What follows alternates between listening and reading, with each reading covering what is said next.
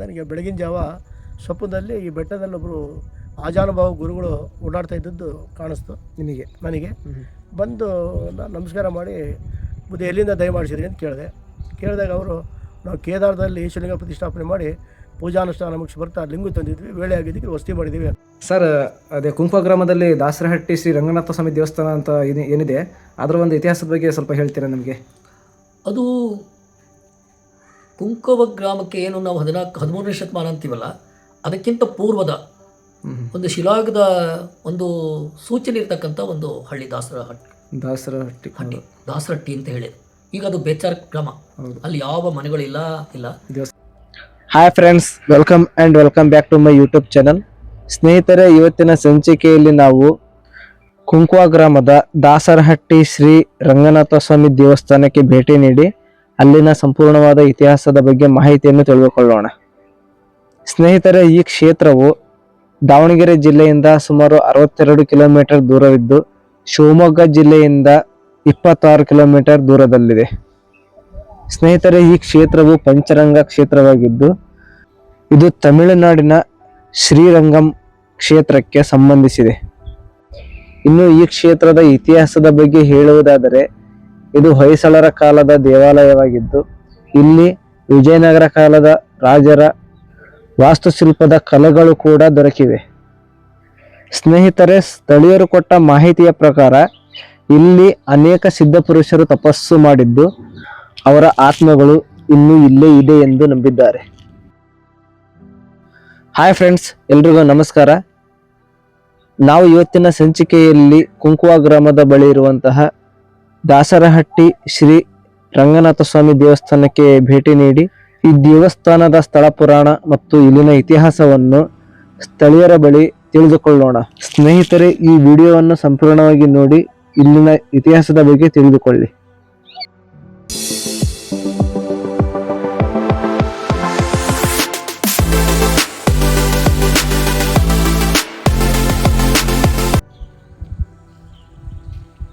ಈ ಒಂದು ಕ್ಷೇತ್ರದಲ್ಲಿ ಶ್ರೀ ರಂಗನಾಥ ಸ್ವಾಮಿ ದೇವರು ನೆಲೆಸಿದ್ದಾರೆ. ಮೊದಲನೆಯದಾಗಿ ಇಲ್ಲಿ ಆಂಜನೇಯ ಸ್ವಾಮಿ ದೇವಸ್ಥಾನ ಇದೆ. ಸ್ನೇಹಿತರೆ, ಇದು ಬನ್ನಿ ಮರ, ಇದು ಸ್ವಾಮಿಯ ಪಾದಗಳು. ಈ ಒಂದು ಕ್ಷೇತ್ರದ ಕ್ಷೇತ್ರ ಪಾಲಕನಾಗಿ ಶ್ರೀ ಆಂಜನೇಯ ಸ್ವಾಮಿ ನೆಲೆಸಿದ್ದಾರೆ.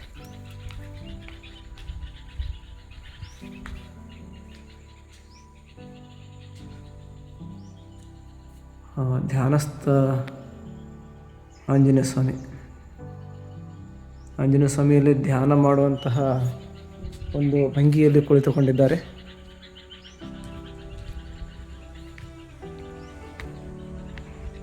ನಾವು ಸಂಜೆ ಟೈಮ್ ಬಂದಿರೋದ್ರಿಂದ ವಾತಾವರಣ ತುಂಬ ಕೂಲ್ ಆಗಿದೆ ಫ್ರೆಂಡ್ಸ್.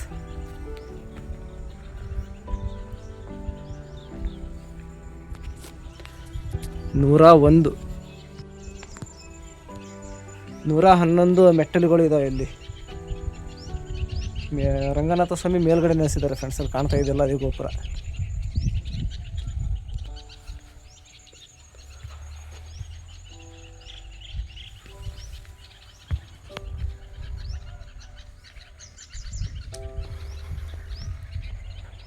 ನೋಡಿ ಹೇಗಿದೆ ವಾತಾವರಣ.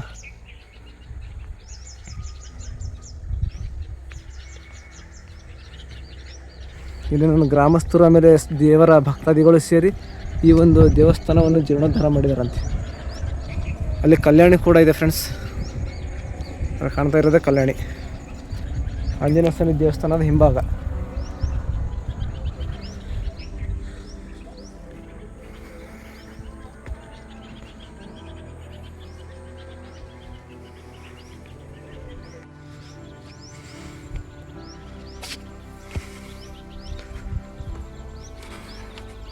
ಎಷ್ಟು ಅಚ್ಚುಕಟ್ಟಾಗಿ ಮಾಡಿದ್ದಾರೆ ನೋಡಿ ಫ್ರೆಂಡ್ಸ್. ಇಲ್ಲಿ ದೇವಸ್ಥಾನ ಬೆಟ್ಟದ ತುದಿಯಲ್ಲಿದೆ. ಈ ಒಂದು ಸ್ಥಳಕ್ಕೆ ವೆಹಿಕಲ್ಸ್ ಬರೋದಿಲ್ಲ, ನಡ್ಕೊಂಡೇ ಬರಬೇಕು.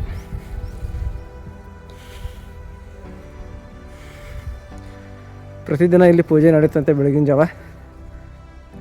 ಇಲ್ಲಿ ಶಿವಲಿಂಗ ಇದೆ.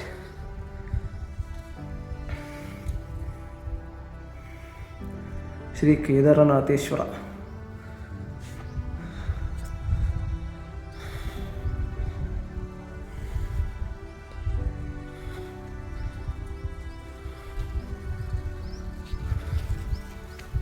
ಎಲ್ಲಿರುವಂಥ ದೇವ್ರು ಯಾರು? ವಾವ್, ನೋಡಿ ಸ್ನೇಹಿತರೆ, ಬ್ರಹ್ಮದೇವರ ಒಂದು ದೇವಸ್ಥಾನ ಕೂಡ ಇದೆ ಇಲ್ಲಿ. ರಾಮಾನುಜಾಚಾರ್ಯರ ಪ್ರತಿಮೆ.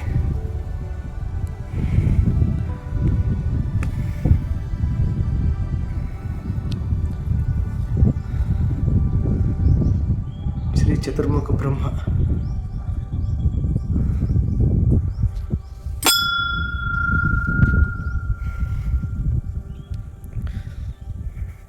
ಹಳೆಯ ಕಾಲದ ಆಂಜನೇಯ ಸ್ವಾಮಿ ವಿಗ್ರಹಗಳು. ಇವರು ಷಣ್ಮುಖ ಸ್ವಾಮಿಯವರು. ಷಣ್ಮುಖ ಸ್ವಾಮಿ ದೇವಸ್ಥಾನ.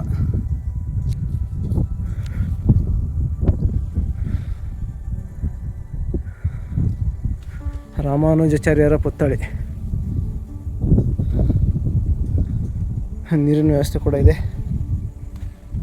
ಸುತ್ತಮುತ್ತ ಒಳ್ಳೆ ವಾತಾವರಣ ಇದೆ. ನಾಗದೇವತೆ ಫ್ರೆಂಡ್ಸ್ ಇಲ್ಲಿ.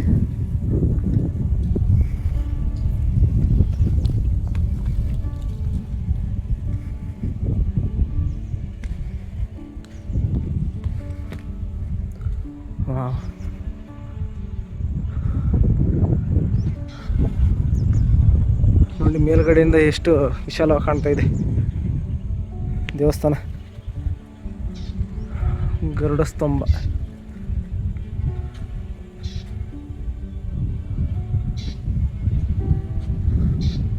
ಶ್ರೀ ರಂಗನಾಥ ದೇವಾಲಯ, ದಾಸರಹಟ್ಟಿ, ಕುಂಕುವ.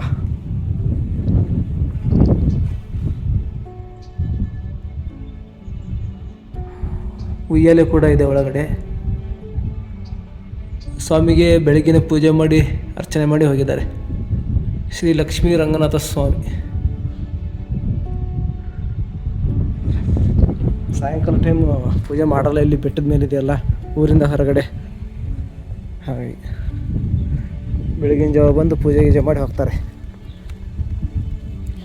ಇದು ಯಜ್ಞಕೊಂಡ ಫ್ರೆಂಡ್ಸ್. ದೀಪ ಹಚ್ಚುವಂಥ ದೀಪಸ್ತಂಭ. ಓಕೆ, ಕೆಳಗಡೆ ಹೋಗಿ ಅಲ್ಲಿ ಇಲ್ಲಿನ ಒಂದು ಕಮಿಟಿ ಅಧ್ಯಕ್ಷರಿದ್ದಾರೆ, ಅವ್ರ ಹತ್ರ ಈ ದೇವಸ್ಥಾನದ ಮಾಹಿತಿ ಬಗ್ಗೆ ತಿಳಿದುಕೊಳ್ಳೋಣ, ಇತಿಹಾಸದ ಬಗ್ಗೆ. ಫ್ರೆಂಡ್ಸ್, ಭಕ್ತಾದಿಗಳು ಇಲ್ಲಿ ಏನಾದರೂ ಕಾರ್ಯಕ್ರಮ ಮಾಡಬೇಕಂತ ಸಂದರ್ಭದಲ್ಲಿ ಉಳ್ಕೊಳ್ಳೋದಕ್ಕೋಸ್ಕರ ಇಲ್ಲಿ ಶೆಡ್ ಥರ ಮಾಡಿದ್ದಾರೆ, ತಗಡೆಲ್ಲ ಹಾಕಿ. ಇಲ್ಲಿ ಶ್ರೀ ಭೂತನಾಥೇಶ್ವರ ದೇವ್ರನ್ನ ಸ್ಥಾಪನೆ ಮಾಡಿದ್ದಾರೆ ರಂಗನಾಥ ಸ್ವಾಮಿ ದೇವಸ್ಥಾನದ ಬಲಭಾಗದಲ್ಲಿ.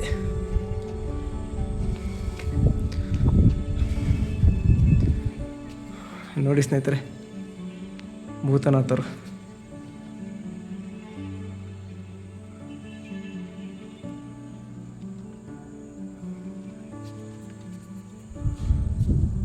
ಸರ್, ಅದೇ ಕುಂಕುವ ಗ್ರಾಮದಲ್ಲಿ ದಾಸರಹಟ್ಟಿ ಶ್ರೀ ರಂಗನಾಥ ಸ್ವಾಮಿ ದೇವಸ್ಥಾನ ಅಂತ ಏನಿದೆ, ಅದರ ಒಂದು ಇತಿಹಾಸದ ಬಗ್ಗೆ ಸ್ವಲ್ಪ ಹೇಳ್ತೀರಾ ನಮಗೆ? ಅದು ಕುಂಕುವ ಗ್ರಾಮಕ್ಕೆ ಏನು ನಾವು 13ನೇ ಶತಮಾನ ಅಂತೀವಲ್ಲ, ಅದಕ್ಕಿಂತ ಪೂರ್ವದ ಒಂದು ಶಿಲಾಗದ ಒಂದು ಸೂಚನೆ ಇರ್ತಕ್ಕಂಥ ಒಂದು ಹಳ್ಳಿ ದಾಸರಹಟ್ಟಿ ಅಂತ ಹೇಳಿದ್ರು.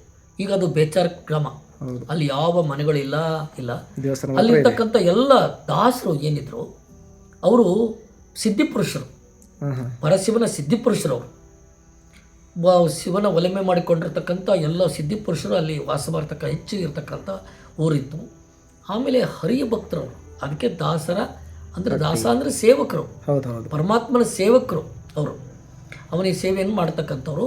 ಆದರೆ ಪ್ರಕೃತಿ ವಿಕೋಪದಿಂದಾಗಿ ಅಲ್ಲಿ ನೆಲೆಸಕ್ಕೆ ಭಾರಿ ಕಾಡಲ್ಲ, ಕಗ್ಗಾಡು. ಹಾಗಾಗಿ ಅಲ್ಲಿ ಜನ ಯಾರೋ ಹೆದರ್ಕೊಂಡು ಆಗ ಕಳ್ಳಕಾಕರ ಮೃಗ ಪ್ರಾಣಿಗಳ ಇದು ಭಯ ಇತ್ತಲ್ಲ, ಆ ದೃಷ್ಟಿಯಿಂದಲೂ ಪ್ರಕೃತಿ ವಿಕೋಪದಿಂದಲೂ ಅಲ್ಲೆಲ್ಲ ಜನ ಅಲ್ಲೆಲ್ಲ ಹೊರಟ್ಬಿಟ್ರು. ಶಿಲಾಗದ ಶಾಸ್ತ್ರ ಇವೆಲ್ಲ ಮೂಲ ಇವು ಸಿಗ್ತಾವಲ್ಲ, ಕುರುಗಳು ಇನ್ನೂ ಸಿಗ್ತಾವ. ಇದು ಹಾಗೆ ಶಿಲಾಯುಗದ ಶಾಸನ ಅಂದರೆ ಸುಮಾರು ಒಂದು 5,000 ವರ್ಷ ಆಗಿರ್ಬೋದು. ಇದು ಚೀಲೂರು ಕುರವ ಇದೆಯಲ್ಲ, ಚೀಲೂರು ಆ ಸಮಕಾಲೀನವಾಗಿ ನಾವು ಕಾಣ್ತೀವಿ. ಚೀಲೂರು ಕುರುವ, ಅದು ಚೀಲೂರು ಕುರ ಶಿಲಾಯುಗದ ಅಲ್ಲಿ ಕುರುಗಳು ಕಾಣ್ತವೆ ಚೀಲೂರಲ್ಲಿ. ಮತ್ತು ನಮಗೆ ಕುರವದಲ್ಲಿ ಹೆಚ್ಚು ಕಂಡು ಬರ್ತದೆ. ಹಾಂ ಹಾಂ ಹಾಂ. ಕುರವ ಗಡ್ಡೆ ಇದೆಯಲ್ಲ, ಕುರುವಗಡ್ಡೆ ಅಂದರೆ ರಾಮ ಹೌದು ಮುಂದೆ ಇದೆಯಲ್ಲ ರಾಮೇಶ್ವರ ಅಂತ ಇದೆಯಲ್ಲ. ಹಾಂ, ಗಡ್ಡೆ ರಾಮೇಶ್ವರ ಇದೆಯಲ್ಲ, ಅದು ಶಿಲಾಯುಗದ ಅದ್ರದ್ದು ಇತಿಹಾಸನೂ ಗೊತ್ತಾ ಸರ್ ನಿಮಗೆ? ಶಿಲಾಯುಗದ ಯುಗದಲ್ಲಿ ಅದು ಆಗಿರ್ತಕ್ಕಂಥದ್ದು ಕುರುಗಳೆಲ್ಲ ಬಂದಿದೆ ಅದು. ಹಾಗಾಗಿ ಇಲ್ಲಿ ದಾಸರಟ್ಟಿ ಅಲ್ಲಿ ಈಗ ಏನಾಗುತ್ತೆ, ಅಲ್ಲಿಂದ ಎಲ್ಲ ಹೊರಟು ಹೋದ್ಮೇಲೆ ಜನ ಆದಮೇಲೆ ಅದು ಹಾಳು ಬಿದ್ದುಬಿಟ್ಟಿತ್ತು. ಹಾಳು ಬಿದ್ಮೇಲೆ ಯಾರೋ ಒಬ್ಬರು ಭಕ್ತರು ಬಂದು, ಸುರವನ್ಯರೊಬ್ಬರು ಭಕ್ತರು ಅವರಲ್ಲಿ ಬಂದು ಅದನ್ನು ಅಲ್ಲಿಗೆ ದಾರಿ ಮಾಡ್ತಾ ಆಧುನಿಕವಾಗಿ ಎಲ್ಲ ದಾರಿ ಮಾಡಿಕೊಂಡು ಅದನ್ನು ಮತ್ತೆ ಅದು ಜೀರ್ಣೋದ್ಧಾರ ಮಾಡುವಂಥ ತುಂಬಾ ಕಷ್ಟಪಡ್ತಾ ಇದ್ದಾರೆ. ನಿಜವಾಗ್ಲೂ ಅವರಿಗೆ ಒಂದು ದೈವ ಪ್ರೇರಣೆ ಆಗಿದೆ. ಅವರು ನನಗೂ ಪರಿಚಯ ಉಂಟು ಶೆಟ್ಟರು. ಅವರು ದೈವದ ಪ್ರೇರಣೆಯಿಂದಾಗಿ ಅವ್ರು ಏನು ಮಾಡ್ತಾರೆ, ಕೊಟ್ಟವ್ರು ತವಿಸ್ಕೊಂಡು ಧನ ಸಹಾಯ ಪಡ್ಕೊಂಡು ಸರ್ಕಾರದಿಂದ ಅದನ್ನು ಭಾಳ ಅದ್ಭುತವಾದಂಥ ಲಕ್ಷ ಲಕ್ಷ ರೂಪಾಯಿ ವಿನಿಯೋಗ ಮಾಡಿ ಅದನ್ನು ಅಲ್ಲಿ ಮಾಡ್ತಾರೆ. ತುಂಬ ನೂತನವಾಗಿ ಮಾಡ್ತಾ ಇದ್ದಾರೆ. ಗೋಪುರದಿಂದ ಹಿಡಿದು, ಬೋರಿಂದ ಹಿಡಿದು, ಅಲ್ಲಿ ಛತ್ರದಿಂದ ಹಿಡಿದು, ಅಲ್ಲಿ ಎಲ್ಲ ದೇವರು, ಇಂಥ ದೇವರಿಲ್ಲ ಅನ್ನಂಗಿಲ್ಲ. ಈಶ್ವರ ಗುಡಿ ಇದೆ, ಗಣಪತಿ ದೇವರಿದೆ, ಇನ್ನು ಇಂಥ ದೇವರು ರಂಗನಾಥ ಸ್ವಾಮಿ ಮೂಲ ಅಲ್ಲಿ ಉಳಿದಂಥ ಎಲ್ಲ ದೇವಸ್ಥಾನಗಳನ್ನು ಅಲ್ಲಿ ಮಾಡಿದ್ದಾರೆ. ಅಲ್ಲಿ ಜಾತ್ರೆನೂ ಮಾಡ್ತಾರೆ. ಇಲ್ಲೇನು ವೀರಭದ್ರ ದೇವ್ರದ್ದು ಆಗುತ್ತೆ, ಬನ್ನಿ ಆಗುತ್ತೆ. ಅದಾಗಿ ಒಂದು ವಾರಕ್ಕೆ ಮತ್ತೆ ಅಲ್ಲಿ ದಾಸರಟ್ಟಿ ಬನ್ನಿ ಆಗುತ್ತೆ. ಅದೇ ಕುಂಕೋದ ಗ್ರಾಮದವರು ಅಲ್ಲಿ ರಂಗನಾಥ ಸ್ವಾಮಿ ಅಲ್ಲಿದೆ, ಅಲ್ಲಿ ಹೊಂಡ ಮೂರ್ತಿ, ಅದನ್ನು ತಗೊಂಡು ಕುಂಕೋದಲ್ಲಿ ಅಲ್ಲಿಂದ ತಗೊಂಡು ಬಂದು ಅಲ್ಲಿ ಅದು ಇದನ್ನು ಮಾಡಿ ದಸರಾ ಬನ್ನಿ ಮಾಡಿಕೊಂಡು ಅವರು ಆಚರಣೆಯನ್ನು ಈಗಲೂ ಮಾಡ್ತಾರೆ. ಕುಂಕೋದರೇ ಮೂಲ ಅಲ್ಲಿ. ಹಾಗಾಗಿ ದಾಸರಟ್ಟಿ ಅದು ಒಂದು ಜಾಗೃತ ಸ್ಥಳ ಮತ್ತು ಅಲ್ಲಿ ಭಾಳಷ್ಟು ತಪಸ್ಸುಗಳು ಇದ್ದಂತಹ ಒಂದು ಸ್ಥಳ, ಪ್ರಶಾಂತವಾದ ಸ್ಥಳ. ಆಮೇಲೆ ಅಲ್ಲಿ ಸಾಮಾನ್ಯವಾಗಿ ಸಿದ್ಧಿಪುರುಷರಿದ್ದ ಊರಲ್ಲಿ ನಾವು ಸಾಮಾನ್ಯವಾಗಿ ಅನ್ನಾಹಾರವನ್ನು ಮತ್ತು ಇತರೆ ಇದನ್ನು ಮಾಡೋಂಗಿಲ್ಲ. ಅಲ್ಲಿ ದೇಶದ ಆಹಾರ ತಿನ್ನಂಗಿಲ್ಲ, ಅಲ್ಲಿ ತಿನ್ನಂಗಿಲ್ಲ, ಸಾತ್ವಿಕ ಅದು ಏನೋ ಒಂದು ಕುರು ತೋರಿಸುತ್ತೆ ಅಂತ ಅವ್ರು ಹೇಳ್ತಾರೆ ಅವರಲ್ಲಿ. ಅದನ್ನು ನಾನು ನೋಡಿದೆ. ಆಮೇಲೆ ನನಗೆ ಒಬ್ಬರು ನನ್ನ ಜೊತೆ ಬಂದರು, ಒಬ್ಬರು ಅವರು ಹಿಮಾಲಯಲ್ಲೆಲ್ಲ ತಪಸ್ಸು ಮಾಡಿ ಬಂದಂಥ ಒಬ್ಬರು ಗುರುಗಳು ಬಂದರು, ಸನ್ಯಾಸಿಗಳು ಬಂದರು ನಮ್ಮ ಜೊತೆಗೆ. ಬಂದು ಅಲ್ಲಿ ನೀವು ಒಂದು ಆಶ್ರಮ ಮಾಡಿಕೊಡ್ತೀವಿ, ನೀವು ಅಲ್ಲಿ ಇರ್ರಿ ಅಂತ ಕರೆದ್ವಿ. ಇಲ್ಲಿ ನಮಗೆ ಇರೋಕ್ಕೆ ಬಿಡಲ್ಲ ಇಲ್ಲಿ ಅಂತ ಹೇಳಿ. ಯಾಕೆ ಅಂದರೆ ಹಿಂದಿನ ಆತ್ಮಗಳು ಇಲ್ಲೇನು ಸಾಧು ಸಂತರು ಇದ್ರಲ್ಲ, ಸಿದ್ಧರು ಇದ್ರಲ್ಲ, ಆತ್ಮಗಳು ನಮ್ಮಂತ ಈ ಯಾರನ್ನೂ ಅಲ್ಲಿ ಇಡಕ್ಕೆ ಬಿಡಲ್ಲ ಅಲ್ಲಿ. ಹಾಗಾಗಿ ಇಲ್ಲಿ ನಾವು ಇರ್ಲಿಕ್ಕೆ ಸಾಧ್ಯ ಇಲ್ಲ. ಎಲ್ಲ ದೈವಾಧೀನವಾಗಿ ಅಲ್ಲೇ ಇದ್ದಾರೆ, ಆತ್ಮಗಳು ಇಲ್ಲೇ ಎಲ್ಲ ಸುತ್ತರಿತವೆ ಅಂತ ಅವರು ಹೇಳಿದರು. ಬರಲ್ಲ ಅದರಿಂದ ನಾವು ಅಲ್ಲಿ ಇರೋಕ್ಕಾಗಲ್ಲ ಅಂತ ಕೇಳಿದ್ರು ಅವರು. ಆಯ್ತು ಅಂದ್ರೆ ಬೇರೆ ಕಡೆಗೆ ಮತ್ತೆಲ್ಲ. ಯಾಕಂದ್ರೆ ಇವರು ಮೊನ್ನೆ ತಪಸ್ವಿಗಳಾಗಿದ್ದಾರೆ. ಅವರು ಪುರಾತನ ಕಾಲದಿಂದ ತಪಸ್ಸು ಮಾಡಿ ಅಲ್ಲೇ ಆತ್ಮದ ರೀತಿ ಇದ್ದಾರೆ. ಅಂದ್ರೆ ನಾವಿಲ್ಲಿ ಆಶ್ರಮ ಕಟ್ಕೊಂಡು ನಾವು ಇರೋಕ್ಕಾಗಲ್ಲ. ಅದರಿಂದ ಇಲ್ಲಿ ಮತ್ತು ಏನು ಮೂಲ ಇತ್ತಲ್ಲ ಅದು ಎಲ್ಲ ಬಿಟ್ಟು ಹೋದ್ರು ಅಂತಲ್ಲ, ಹಂಗೆ ನಾವು ಮತ್ತು ಬಿಟ್ಟು ಹೋಗ್ಬೇಕಾಗತ್ತೆ. ಅದರಿಂದ ಸಾಧ್ಯ ಇಲ್ಲ ಅಂತ ಅವರು ಹೇಳಿದರು. ಅವರು ಸಿದ್ಧರಲ್ಲ, ಅವರು ಅಲ್ಲೇ ಇಲ್ಲ, ಅವರು ಹೊರಗೆ ಧ್ಯಾನ ತಪಸ್ಸು ಮಾಡ್ಕೊಂಡು ಬಂದವರು. ಅವರು ವಾಕ್ಯ ಹೇಳಿದರು. ನಮಗೂ ಅದ್ರ ಬಗ್ಗೆ ಐಡಿಯಾಸ್ ಇಲ್ಲ, ಅವರು ಆ ಮಾತು ಹೇಳಿದರು. ಇದು ದಾಸರಟ್ಟಿ ಕಥೆ. ಕಥೆನಾ? ತುಂಬ ಧನ್ಯವಾದಗಳು ಸರ್ ನಿಮಗೆ ದಾಸರಹಟ್ಟಿದು ಒಂದು ಸ್ಟೋರಿ ಹೇಳಿದ್ದಕ್ಕೆ. ಚಂದ್ರಶೇಖರ್ ಸರ್ ಅವರೇ ನಮಸ್ಕಾರ.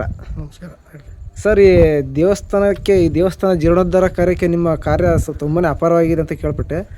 ಈ ದೇವಸ್ಥಾನದ ಇತಿಹಾಸದ ಬಗ್ಗೆ, ಇಲ್ಲಿನ ಒಂದು ಮಹಿಮೆ ಬಗ್ಗೆ ಸ್ವಲ್ಪ ಹೇಳ್ತೀರಾ ನಮಗೆ, ನಮ್ಮ ವೀಕ್ಷಕರಿಗೆ? ನಾನು ನಮ್ಮ ತಂದೆಯವರೆಲ್ಲ ಮೂಲತಃ ದೊಡ್ಡತನಹಳ್ಳಿಯಿಂದ ಕುಂಕೋಕ್ಕೆ ನೆಲೆಸಿದ್ರು.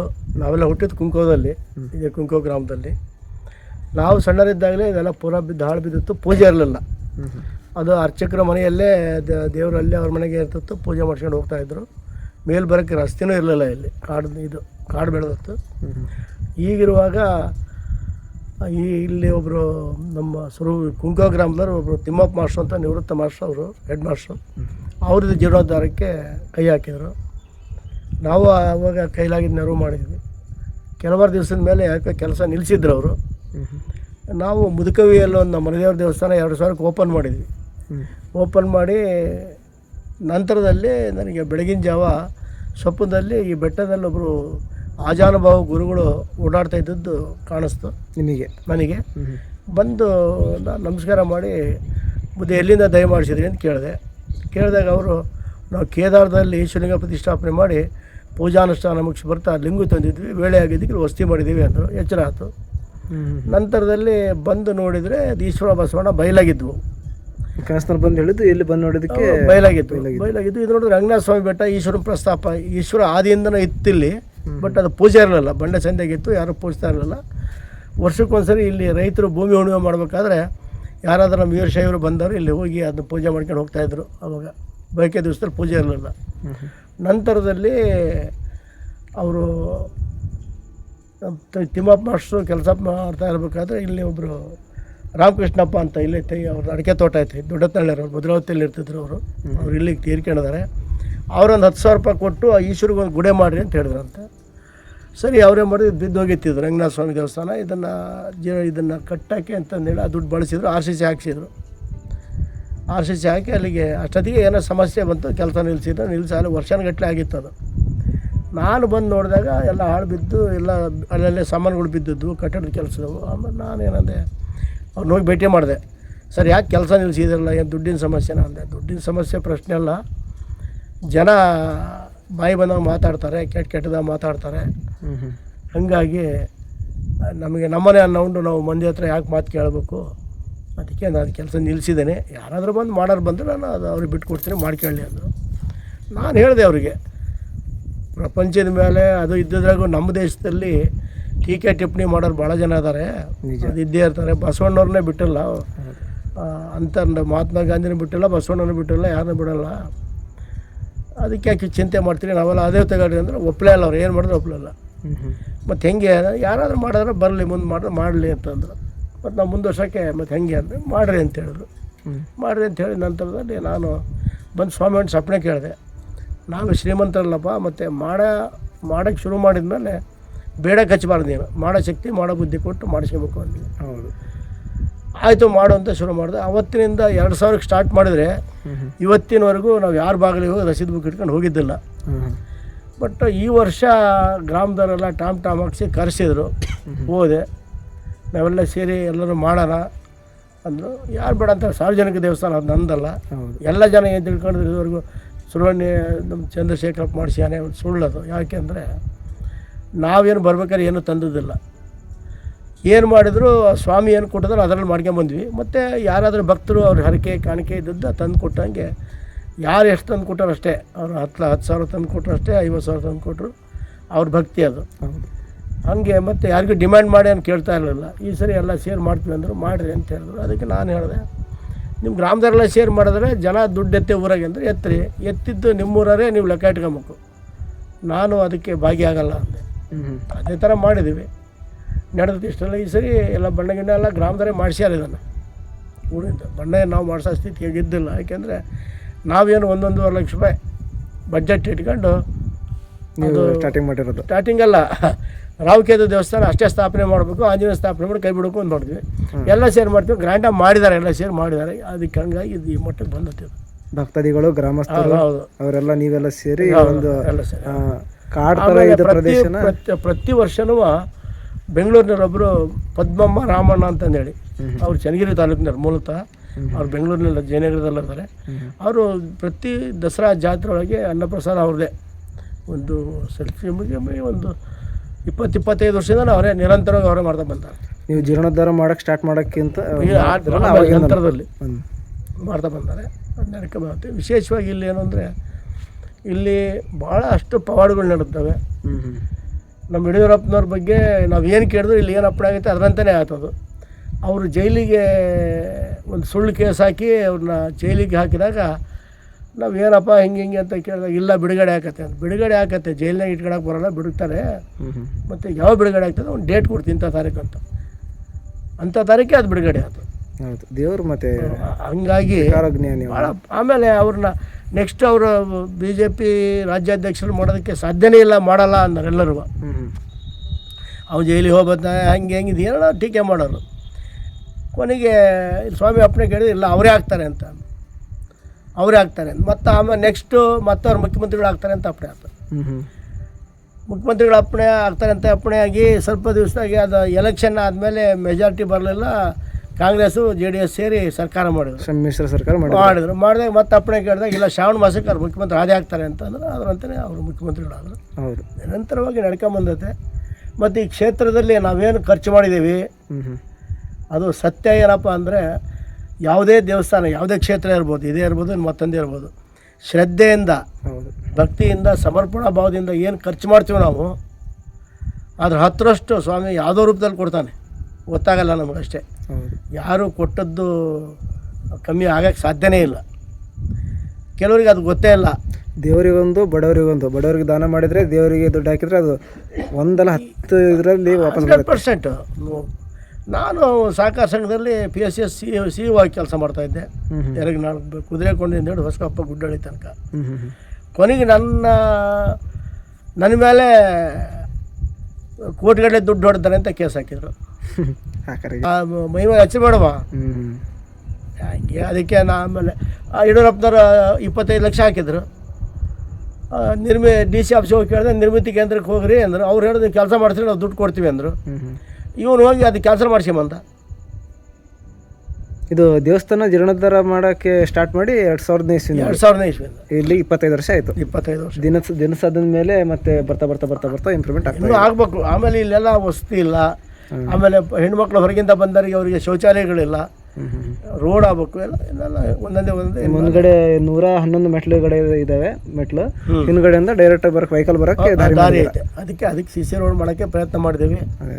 ಏನು ಲೋಕಸಭಾ ಸದಸ್ಯರಿಗೆ ಹೋಗಿ ಬೆನ್ನ ಹತ್ಬೇಕು. ಈಗ ಮಾಡಿಸ್ರಿ, ಒಳ್ಳೇದಾಗಲಿ. ಮಾಡ್ತಾರೆ. ದೇವರು ಫ್ಯಾಮಿಲಿಯವ್ರು ಅದ್ರ ಬಗ್ಗೆ ಎಲ್ಲ ಆಸಕ್ತಿ ಇದ್ದಾರೆ, ಮಾಡ್ತಾರೆ ಅಂತ ನಂಬಿಕೆ ಐತೆ. ನಾವು ನಿಲ್ಲಿಸ್ತಾ ಮಾತ್ರ ಎಲ್ಲ ಒಂದು ನೋಡ್ರಿ, ನಾವು ಹೇಳ್ತೇವಲ್ಲ, ನನಗೀಗ 76 ವರ್ಷ. ಹೌದಾ? ಆದರೆ ಆರೋಗ್ಯ ಕೊಟ್ಟಿದ್ದಾನೆ ಅಂತ. ಹೌದು, ನಿಜ. ಮತ್ತು ನನ್ನ ಹೆಂಡತಿ ಕ್ಯಾನ್ಸರ್ ಆಗಿತ್ತು. ಕ್ಯಾನ್ಸರ್ ಆದಾಗ ನಾನು ಸಿಟಿ ಕ್ಲಿನಿಕ್ಕು ಆ ಡಾಕ್ಟ್ರು ಏನಂದರು, ಚಂದ್ರಣ್ಣ ಇದು 2nd ಸ್ಟೇಜ್ ದಾಟ್ಬಿಟ್ಟೈತೆ, ಏನು ಮಾಡೋದು, ಏನು ಮಾಡೋಕ್ಕಾಗಲ್ಲ, ಬೆಂಗಳೂರಿಗೆ ಕರ್ಕೊಂಡು ಹೋಗಿ, ಎಷ್ಟು ದಿವಸ ಏನು ಮಾಡ್ತೀವಿ ಅಂದರು. ಆಮೇಲೆ ಅಲ್ಲ ಸರ್, ನೀವು ಇವತ್ತು ಹೇಳಿದಿರಿ, ಹಿಂಗೆ ಹೇಳಿದ್ರೆ ನಾ ಏನು ಮಾಡಲಿ ಅಂತ HCG ರೆಫರ್ ಮಾಡಿದ್ರು. ಹೋದು ಟ್ರೀಟ್ಮೆಂಟ್ ಮಾಡಿಸಿದೆ. ಸ್ವಾಮಿ ಬಂದು ಕೇಳಿದೆ, ಡಾಕ್ಟ್ರ್ ಹಿಂಗೆ ಹೇಳ್ತಾರಪ್ಪ, ಏನು ಮಾಡೋಕ್ಕೂ ಅಂದೆ. ನೀವು ಹೋಗಿ ನಾನು ತಲೆ ಮೇಲೆ ಕಾಪಾಡ್ಕೊಂಬರ್ತೀನಿ ಅಂದ.